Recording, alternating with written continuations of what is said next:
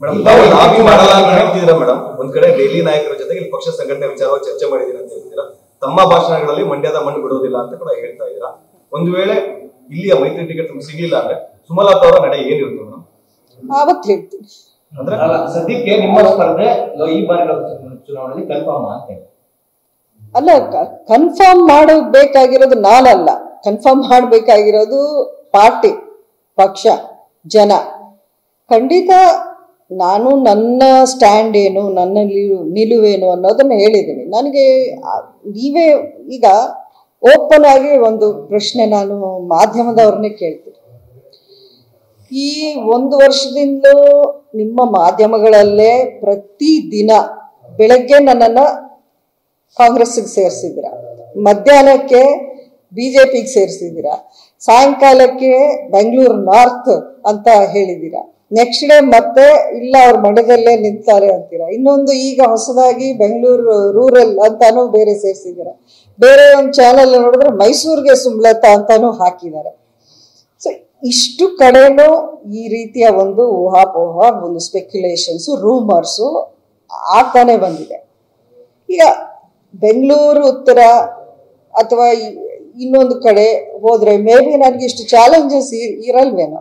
ಅದು ನನಗೆ ಕೆಲವರು ಹೇಳಿದ್ದು, ಮಂಡ್ಯ ಅಂದ್ರೆ ನಿಮ್ಗೆ ಇಲ್ಲಿ JDS ಇದು ಅದು ಎಲ್ಲ ಚಾಲೆಂಜಸ್ ಇರುತ್ತೆ, ಒಂದೇ ಈಗ ಮೈತ್ರಿಲಿ ಇರೋದ್ರಿಂದ ನೀವು ನಾರ್ತ್ ಅಂತ ಹೋದ್ರೆ ತುಂಬಾ ಸುಲಭ ಅನ್ನೋ ಮಾತನ್ನ ಹೇಳಿದ್ದಾರೆ.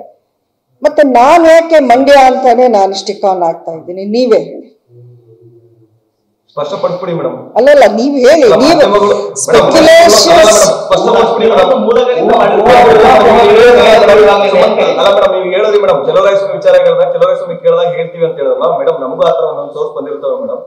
ನಿಮ್ ಜೊತೆಲಿ ಇದ್ದವ್ರು ಯಾರೋ ಸರಿ ಬೇರೆ ಪಕ್ಷದವ್ರು ಹೇಳಿರ್ತಾರೆ, ನಾವು ಸುಮಲತಾ ಭೇಟಿ ಮಾಡಿ. ಅಲ್ಲಲ್ಲ, ನೀವು ಹೇಳಿದ್ದು ತಪ್ಪು ಅಂತ ನಾನು ಹೇಳ್ತಾ ಇಲ್ಲ.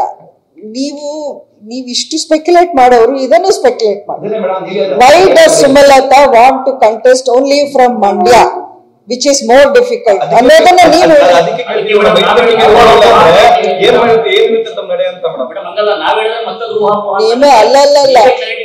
ಅಲ್ಲ, ನೀವು ನಾನು ಹೇಳಿದೀನಿ ಅಂತ ನೀವು ಊಹಾಪೋಹ ನಿಲ್ಸೋದು ಇಲ್ಲ.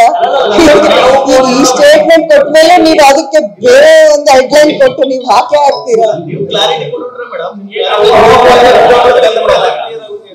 ನಾನು ಎಷ್ಟು ಸಲ ಕ್ಲಾರಿಟಿ ಕೊಟ್ಟಿದ್ದೀನಿ. ಇದೇ ಮನೆಯಲ್ಲಿ ಲಾಸ್ಟ್ ಇಯರ್ ಅಸೆಂಬ್ಲಿ ಎಲೆಕ್ಷನ್ ನಿಂತಾಗ ಇಲ್ಲೇ ಕೂತ್ಕೊಂಡು ನಾನು ಅಷ್ಟು ಸ್ಪಷ್ಟವಾಗಿ ಪ್ರತಿ ಅಕ್ಷರವನ್ನು ಒತ್ತಿ ಹೇಳಿದ್ದೀನಿ. ಇನ್ನು ಅದಕ್ಕಿಂತ ನಾನು ಕ್ಲಾರಿಟಿ ಹೇಳ್ಕೊಡೋದು